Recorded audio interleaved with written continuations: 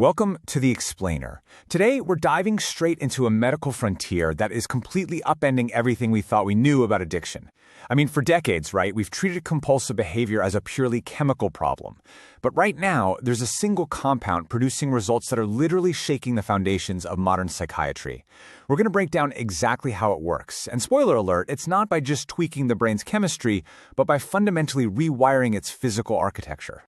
Okay, let's get right into it. 80%. Just let that number sink in for a second. In a landmark 2014 study at Johns Hopkins University, researchers worked with people who had been smoking an average of 19 cigarettes a day for 31 years. These were folks who had tried and failed multiple times to quit. But after just 2 or 3 carefully controlled sessions with psilocybin, combined with cognitive behavioral therapy, an astonishing 80% of them were biologically confirmed to be completely smoke-free 6 months later. No way, right? To really grasp how unprecedented that is, you have to look at the standard benchmark for treating a smoking habit. Nicotine replacement therapy, things like the patches or gums, well, that typically hovers around just a 35% success rate at the 6-month mark. The gap between our best conventional treatments and psilocybin is just absolutely massive. Existing medical frameworks simply can't explain an anomaly this huge. So this poses a truly fascinating medical mystery for us to unravel together. How exactly is a single compound producing what might be the most effective addiction intervention ever studied? How can just 1 or 2 doses of something achieve what years of daily medication and behavioral therapy just can't? Well, to answer that, we basically have to rethink our entire definition of what addiction actually is. Every single year, substance use disorders cost the U.S. economy an estimated $700 billion. Let that scale sink in. Yet our existing pharmaceutical and behavioral treatments fail over 70% of the time across all major substance categories. So why the high failure rate? Well, it's because conventional treatments view addiction primarily as a chemical dependency. They try to micromanage the brain's dopamine system, but in doing so, they totally miss the deeper structural damage that long-term substance abuse leaves behind. And that brings us to a crucial point. Addiction isn't a character flaw, and honestly, it's not just a chemical imbalance either. It is a structural architecture problem. Picture a deep basin, or maybe a really rigid, deeply paved highway in your brain's landscape. Over time, those repeated dopamine spikes from substance abuse reshape the brain into what neuroscientists call a neural attractor. Basically, the compulsion becomes a structural norm. Ordinary willpower and standard meds simply cannot pull the brain out of a groove that deep and inescapable.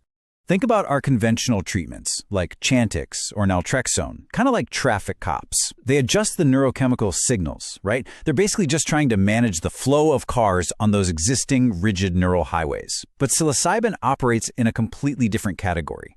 It temporarily dissolves the rigid highways themselves. It creates this brief window of intense flexibility where the brain can actually step back and build entirely new paths.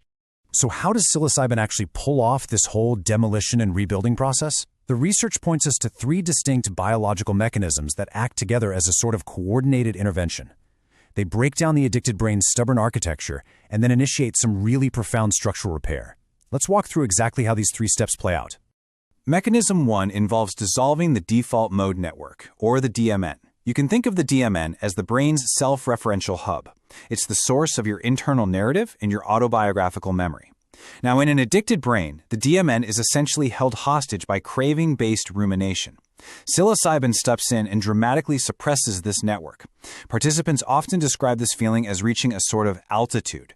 They can look down at their cravings from way up above, and suddenly those intense urges just feel small, detached, and completely irrelevant to who they actually are. Then we have mechanism 2, which hits the physical habit circuits. Psilocin, which is the active metabolite here, binds super tightly to serotonin 2A receptors in the brain's executive and habit-forming regions. But here's the wild part. It doesn't suppress them. Instead, it triggers a massive, temporary surge of glutamate. This is a deliberate, controlled disruption that completely destabilizes those stubborn firing patterns in the striatum. It effectively breaks the automatic compulsive loop. It takes a behavior that used to feel absolutely mandatory and makes it feel like a choice again.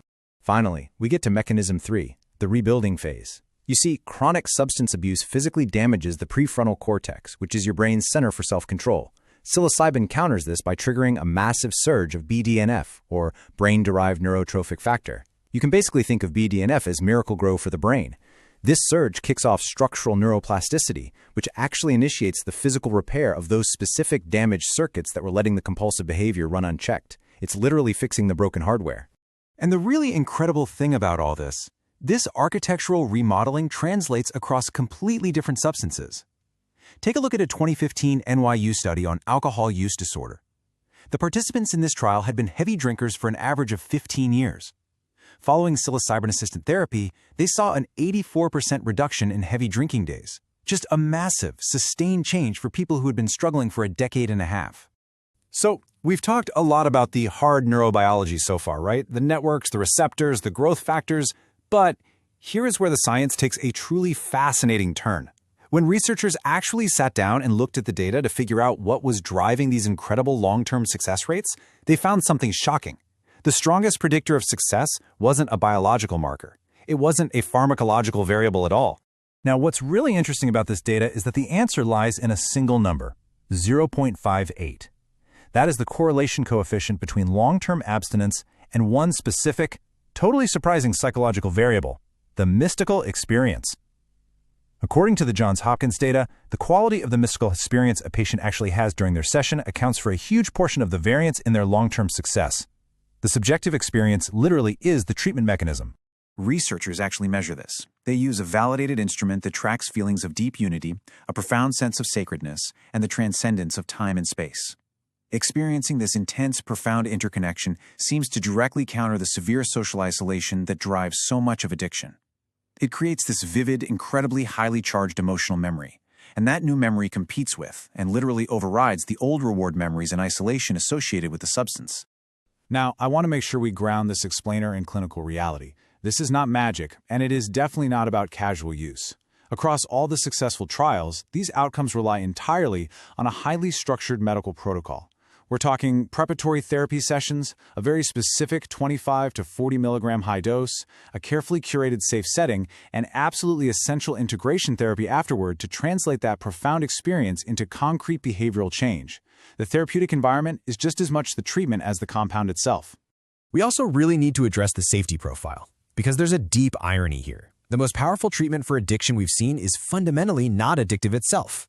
Psilocybin does not trigger sustained dopamine release in the brain's reward circuits. On top of that, tolerance builds incredibly rapidly, which makes daily use pharmacologically self-limiting. Oh, and there are absolutely zero documented withdrawal symptoms. Its Schedule I classification is purely a legal status. Biologically speaking, it just lacks the pharmacological potential for addiction. Matthew Johnson, who is one of the leading researchers over at Hopkins, captures the true essence of this just beautifully. He notes that psilocybin produces such a profound shift in mindset that drug use simply, and I quote, no longer fits with a new or reaffirmed sense of life priorities or personal identity. It just elegantly ties everything together, doesn't it? The biological demolition of the neural attractor provides the blank space needed for the psychological rebuilding of a brand new, completely unburdened self. Which leaves us with this final, genuinely provocative thought. For a century, we've tried to treat complex behavioral disorders by modulating brain chemistry. We were basically just managing the traffic on broken roads. But what if the future of psychiatric medicine relies on entirely restructuring the mind's architecture? If a single compound can give individuals the power to fundamentally remodel their brains and reclaim their identities, what else is possible when we stop just treating the symptoms and actually start rebuilding the foundation?